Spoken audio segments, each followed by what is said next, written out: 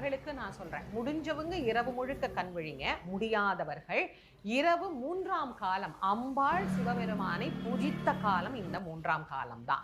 இந்த 3ஆம் காலத்துல 11:45 இருந்து ஒரு 12:15 12:30 வரைக்கும் கண் விழித்து ஒரே ஒரு வில்வமாவது அந்த நேரத்துல சிவபெருமானுக்கு வைத்து யார் ஒருவர் வழிபாடு செய்கின்றார்களோ அவர்களுக்கு இறைவன் எல்லா விதமான நலன்களையும் தருவார்.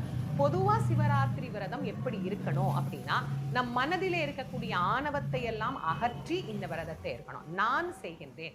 இப்போ எல்லாத்தையும் காட்டிலும் பக்தியில கூட இந்த நான் அப்படிங்கிற எண்ணம் புகுந்துருச்சு. நான் தான் இந்த கோயிலுக்கு இதை செஞ்சேன், நான் தான் இந்த கோயிலுக்கு அதை செஞ்சேன், நான் இந்த அபிஷேகத்துக்கு கொடுத்தேன், நான் இந்த விஷயம் பண்ணேன் அப்படின்னு. இந்த நான் என்பதை எப்போ நாம நம் மனதிலிருந்து நீக்கி இறைவனை அணுகுகிறோமோ அப்போது இறைவன் நம் அருகே வந்து நமக்கு எல்லா அருளும் புரிவார். அதனால இந்த சிவராத்திரி வழிபாட்டை செய்கின்ற போது நான் என்கின்ற எண்ணமே